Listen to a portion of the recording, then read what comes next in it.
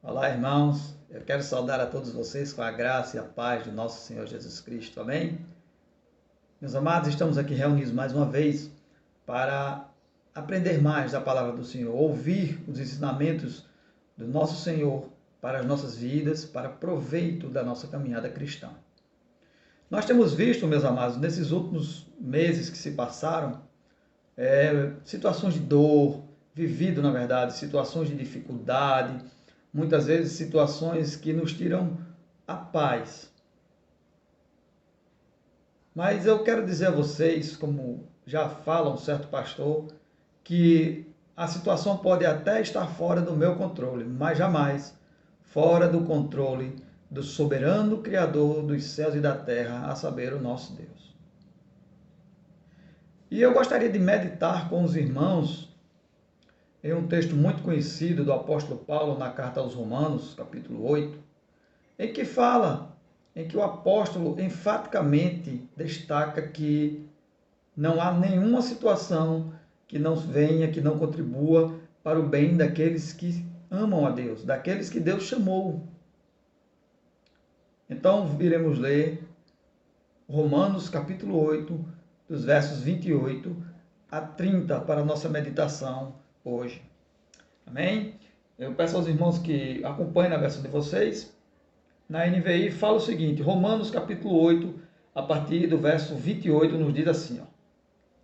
Sabemos que Deus age em todas as coisas para o bem daqueles que o amam, dos que foram chamados de acordo com o seu propósito. Pois aqueles que de antemão conheceu, também os predestinou para serem conformes à imagem de seu Filho, a fim de que ele seja o primogênito entre muitos irmãos. E aos que predestinou, também chamou. E aos que chamou, também justificou. Aos que justificou, também glorificou. Amém. Vamos orar? Senhor Deus, nosso Senhor soberano, Todo-Poderoso Pai, nesse instante, Senhor, rogamos a Ti que o Teu Santo Espírito venha nos dar a entender da Tua palavra e aprender, meu Deus, para que possamos, Deus, Te honrar com nossas vidas, Te honrar com o nosso testemunho, vivendo de acordo com a Tua vontade, que é boa, perfeita e agradável. Em nome de Jesus. Amém. Meus amados, nós já falamos e citamos, já fizemos vários estudos nessa maravilhosa epístola aos Romanos, um tratado teológico muito bem elaborado pelo apóstolo Paulo. Tão bem elaborado ao ponto de pessoas que mudaram a realidade do cristianismo com o passar do tempo, como os reformadores. O Martinho Lutero, por exemplo, ele foi convertido, segundo consta em documentários, registrado em documentários, ele foi convertido ao ler Romanos. O Espírito Santo de Deus tocou naquele homem, no coração daquele homem, abriu o coração daquele homem, quando ele estava lendo Romanos. Essa carta ela tem algumas curiosidades, por exemplo, ela é a única carta que Paulo escreve para uma igreja que não foi ele que fundou. Ela foi escrita em torno de 57 depois de Cristo, segundo apontam alguns historiadores. E nós dizemos que é um tratado teológico porque é tão bem elaborado e trata de tantos temas. O próprio apóstolo Paulo vai dizer que este é o evangelho dele, lógico que ele está dizendo isso, não porque ele queira reconhecimento, mas porque ele tem o entendimento de que ele está tratando de situações ensinadas pelo próprio Cristo. Mas é um tratado tão bem elaborado e fala dos mais diversos temas, onde, por exemplo, Paulo inicia o capítulo 1 falando que Deus não é sua criação, mas ele se revela por meio dela. E o que a humanidade precisa conhecer de Deus, para que não tenha desculpa de dizer eu não conheço Deus, está revelado na criação de Deus. Vai dizer que, ainda no capítulo 1, que o Evangelho é o poder de Deus para a salvação do homem. Ainda neste capítulo, Paulo vai citando Abacuque, vai dizer que o justo viverá pela fé.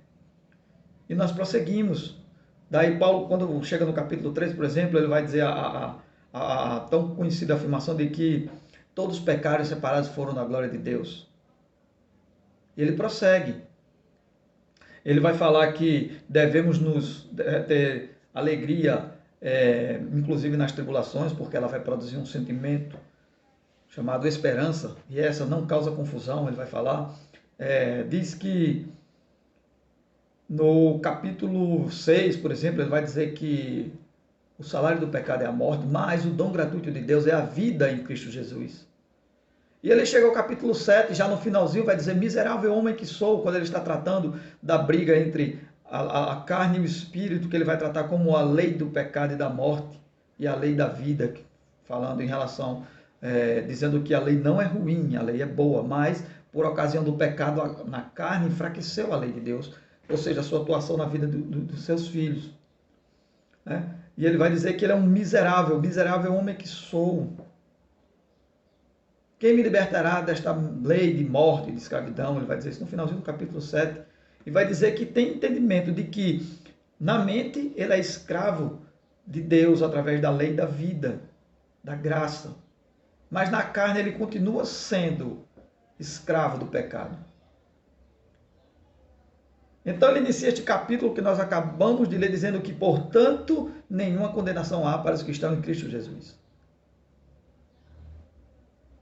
Então ele chega nesta afirmação, depois de expor tudo isso, e culmina e chega a essa conclusão de que sabemos que Deus age em todas as coisas para o bem daqueles que o amam, dos que foram chamados de acordo com seu propósito.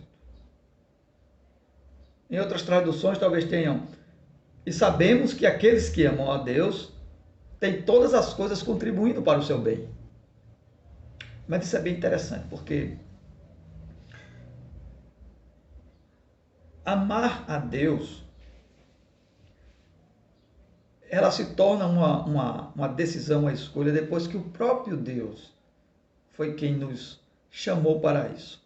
Vamos analisar um pouquinho mais esse verso 28. Bom, nós podemos dizer que aqueles que amam a Deus, eles, mesmo em meio a situações ruins, ainda assim haverá um bem aí.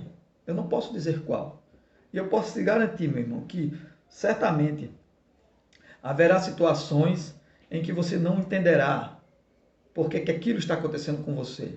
Em que você talvez não seja apanhado de uma maneira tão rápida, de uma surpresa subitamente, que você fique confuso. Mas saiba que a palavra de Deus diz que todas as coisas cooperam para o bem daqueles que amam a Deus.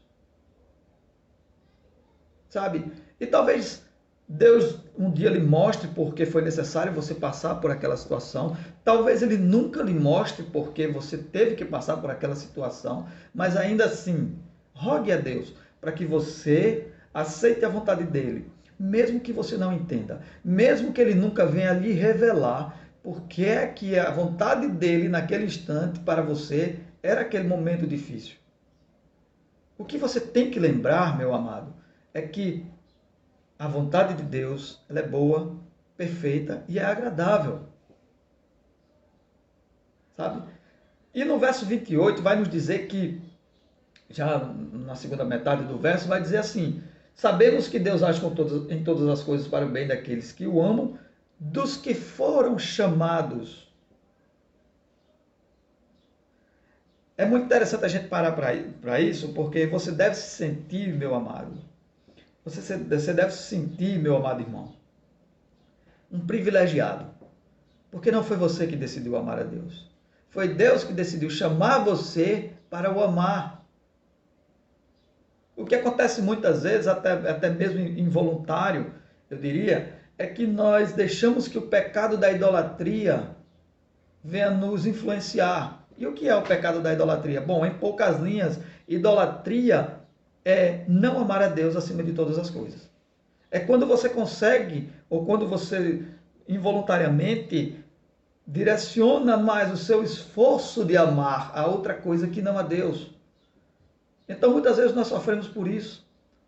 Muitas vezes nós sofremos porque quando deveríamos estar amando a Deus acima de todas as coisas, quando deveríamos estar agradecendo a Deus por, mesmo nas situações difíceis, tendo entendimento de que aquela situação difícil irá cooperar para o meu bem, porque eu amo a Deus, porque eu fui chamado segundo o propósito de Deus. Que propósito é esse? Nós vamos ver a seguir, mas um destes propósitos do chamado de Deus é amar a Deus, acima de todas as coisas.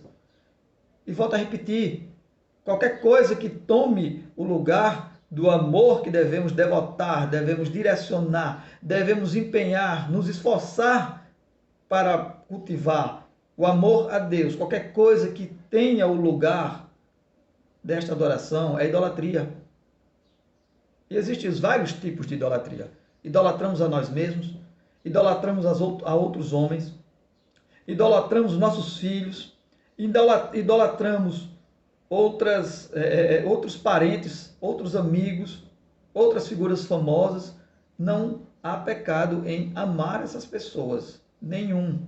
O pecado está em dedicar mais adoração a eles do que a Deus, ou seja, em empregar esforço, ou melhor, em não empregar esforço nenhum para amar a Deus acima deles.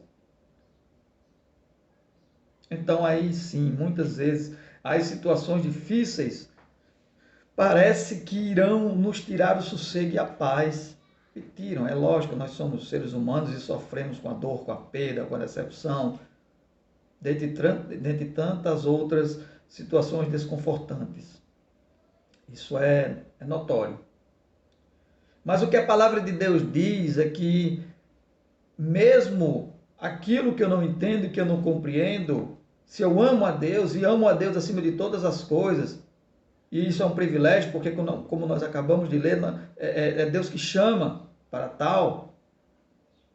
Se eu amo a Deus acima de todas as coisas, eu irei ter a consciência de que aquilo irá contribuir para o meu bem, mesmo que eu não compreenda, mesmo que eu não veja o todo. Mas ainda assim, pela fé, eu creio que irá contribuir para o meu bem. Finalzinho do verso 28 vai dizer assim, dos que foram chamados de acordo com o seu propósito. E há um propósito. Além de amar a Deus, ainda há um propósito a ser cumprido. No verso 29 ele inicia dizendo: pois aqueles que de antemão conheceu, também os predestinou para serem conformes à imagem de seu Filho. Nós temos o propósito de amar a Deus, e isso acima de todas as coisas. Lembre-se que o nosso Senhor Jesus Cristo disse que esse é o maior dos mandamentos. Mas também nós temos um propósito de sermos conforme a imagem do nosso Senhor Jesus Cristo. E isso é bastante interessante, porque no início da narrativa bíblica, lá no livro do Gênesis, Deus vai dizer o seguinte: façamos o homem conforme a nossa imagem, de acordo com a nossa semelhança. Palavras minhas. Façamos o homem a nossa imagem e semelhança. E agora aqui Paulo vai dizer que o propósito de todas as coisas contribuir para o bem daqueles que amam a Deus. E aqueles que amam a Deus foram chamados por Ele. E foram chamados pelo próprio Deus, de acordo com o propósito de Deus. E que Deus tem esse propósito para as nossas vidas, que é sermos conforme a semelhança ou a imagem de nosso Senhor Jesus Cristo, assim como nós somos, imagem e semelhança do nosso Deus, declarado no livro do Gênesis.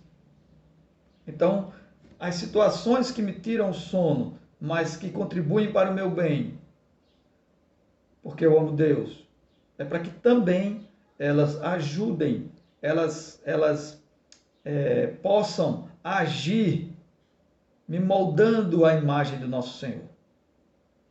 E ele continua dizendo assim, a fim de que ele seja o primogênito entre muitos irmãos. Nós já vemos aqui mais um propósito da ação de Deus em nossas vidas. É nos tornar membros da família de Deus. Ele nos conheceu de antemão, ou seja, antes de qualquer outra pessoa. Ele nos conheceu. Por isso,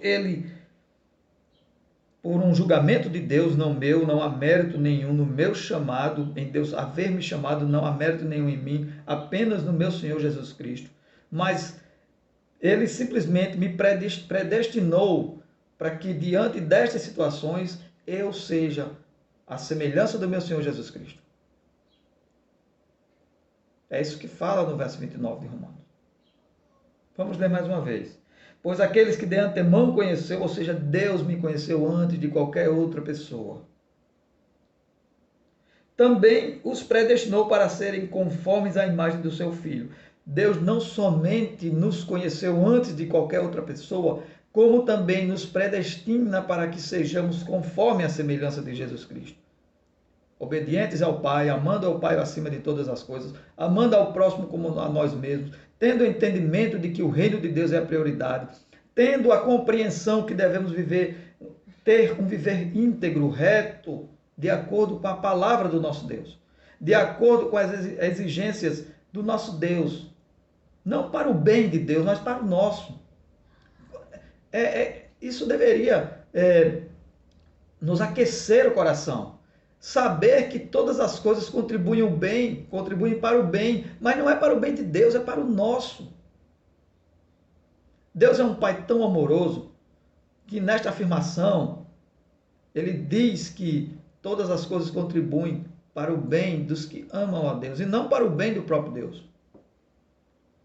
Mas o motivo de nós nos sentirmos agraciados por demais por nosso Deus, de nós nos sentirmos privilegiados, não com soberba ou com orgulho, mas com gratidão, com intensa gratidão a Deus, por Ele ter feito isso por nós, na pessoa do seu Filho amado, Jesus Cristo. Como o verso 29 diz, de antemão nos conheceu e também nos predestinou com o objetivo, sermos conforme à semelhança do nosso Senhor Jesus Cristo. Para que nós possamos fazer parte desta grande família de Deus, onde o primogênito é o próprio Cristo. Já encaminhando para a nossa conclusão, é uma breve reflexão hoje, no verso 30 vai dizer assim, e aos que predestinou, também chamou, aos que chamou, também justificou, aos que justificou, também glorificou. Eu não sei se vocês notaram, se vocês prestaram atenção, mas todas as afirmações elas estão no passado. Não sei se vocês prestaram atenção nisso, mas olha só o que é que diz. E aos que predestinou, não é aos que irá predestinar, ou aos que serão predestinados.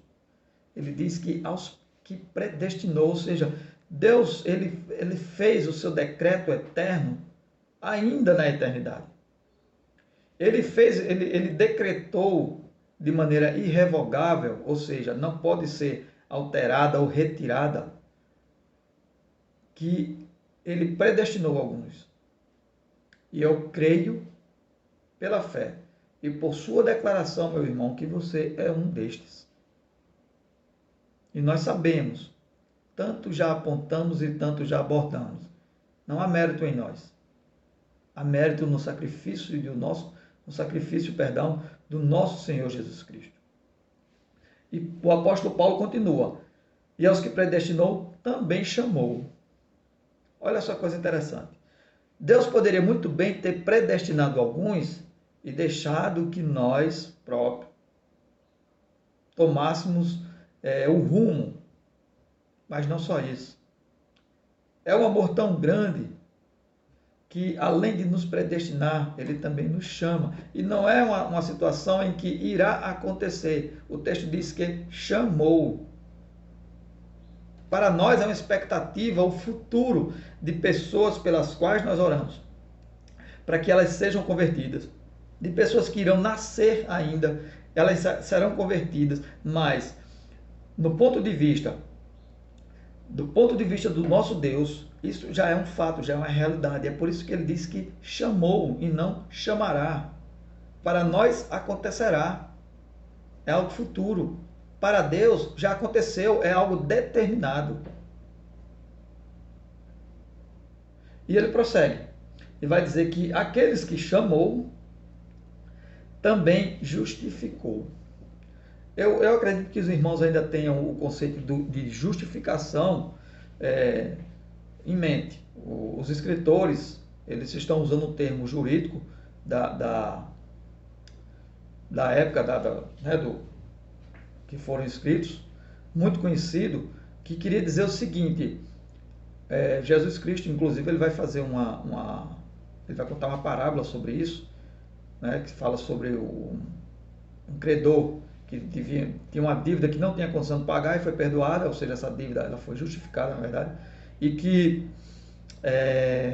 um credor que tinha uma dívida menor, ele vai querer cobrar, e ela recebe o nome de credor do devedor iníquo, alguma coisa assim, credor iníquo, certo? Mas voltando aqui para a questão da justificação. Justificação é o termo legal usado na época que foram escritos os evangelhos e as cartas, que dizia o seguinte: alguém justificado é alguém que tinha uma dívida, mas que agora está totalmente paga e aí tem o direito legal de ser dito que ele não deve mais nada. Ou seja, nós, diante do nosso Deus, por mérito do sacrifício de Jesus Cristo, nós temos o perdão dos nossos pecados. Mas Deus não perdoou simplesmente os nossos pecados porque nos ama. Ele perdoou porque a justiça de Deus foi plenamente satisfeita na morte de Cristo na cruz. É por isso que Cristo vai dizer, em suas últimas palavras, antes de inclinar a cabeça, está pago, ou está consumado, como tem algumas versões. Dizendo o seguinte, a justiça de Deus foi plenamente satisfeita. A dívida deles está paga, meu Pai. É isso que ele diz. É por isso que Deus diz que aquele que ele chamou também justificou. Porque se Deus não predestina, se Deus não chama e se Deus não justifica, nesse sentido, nós seríamos incapazes. É impossível qualquer homem pecador estar na presença de Deus. O que Deus faz é chama, mas também justifica. A salvação é uma obra perfeita, completa do nosso Deus. Tá? E continua. Ele vai dizer o seguinte: aos que justificou, também glorificou. Nós aguardamos ansiosamente pelo retorno do nosso Senhor Jesus Cristo, onde nós receberemos um corpo glorioso e com ele iremos morar no céu.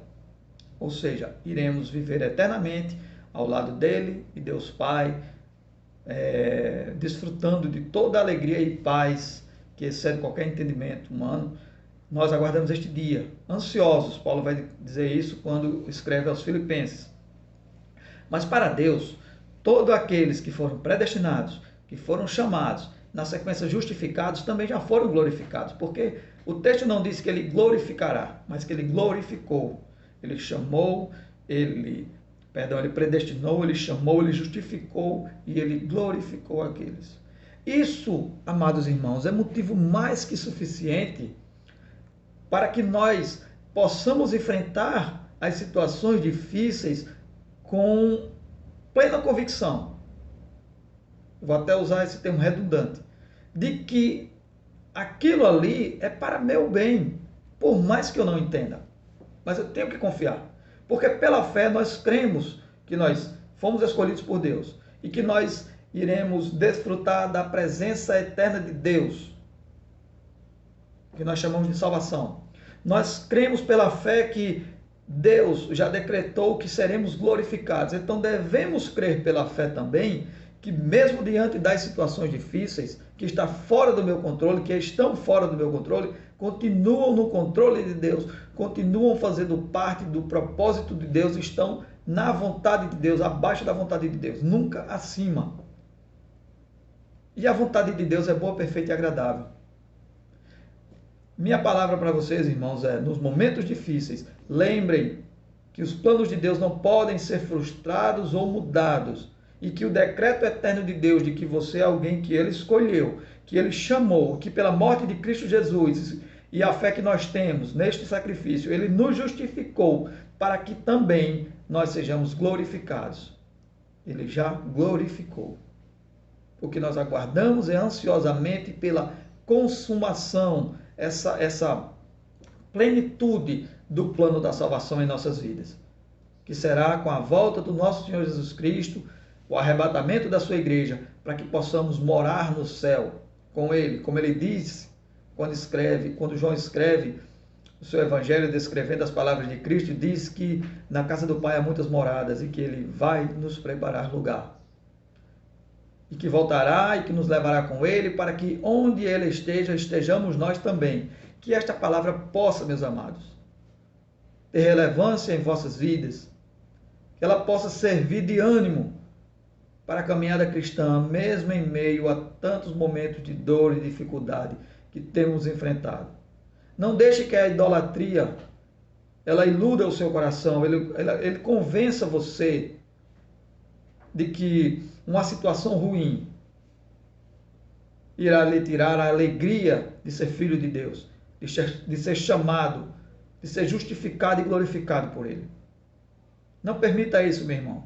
Como o primeiro mandamento diz que nós devemos amar a Deus com todas as nossas forças, empregue seus esforços em amar e confiar no Deus tão poderoso e tão amoroso, que entregou seu Filho amado para que nós tenhamos vida e vida em abundância. E eu quero orar por você nesse instante. Eu espero que esta palavra possa ter incentivado você a resistir aos dias difíceis, aos momentos de dor, não desejando a dor, mas passando por ela com alegria, tendo a certeza de que Deus está a cuidar de cada um dos seus. E eu quero orar por você. E caso você tenha sido tocado pelo Espírito Santo de Deus, tenha compreendido que Deus age para o bem de todos aqueles que o amam. Se você entende isso e você deseja hoje que Cristo seja Senhor e Salvador de sua vida, que você deseja seguir os ensinamentos do nosso Senhor Jesus Cristo, eu quero orar por você também. Nesse instante, eu peço, meus amados, que vocês curvem suas cabeças, fechem seus olhos e elevem vossos pensamentos ao nosso Deus. Amém? Vamos orar. Soberano Deus, nosso eterno Criador, nós rendemos graças a Ti, Deus, porque um dia, Pai amado, o Senhor decidiu amar ao homem, amar ao pecador, de tal maneira que entregou o seu Filho amado, para que todo aquele que crê no Senhor Jesus Cristo não morra, mas tenha vida eterna, como está descrito em Tua palavra. Queremos Te agradecer, Senhor, porque o Senhor tem cuidado de nós, tem nos amparado diante das situações difíceis, situações que muitas vezes não compreendemos, situações que muitas vezes nos tiram a alegria, meu Deus, que nós temos, que um dia nós conhecemos quando confessamos a Cristo, nosso Senhor, como Salvador de nossas vidas. Que naquele dia, meu Deus, que qualquer situação difícil tente nos abater, que a idolatria tente tomar conta do nosso coração, que nós possamos em Tua palavra encontrar poderosamente, Senhor, conforto, consolo e ânimo para prosseguir.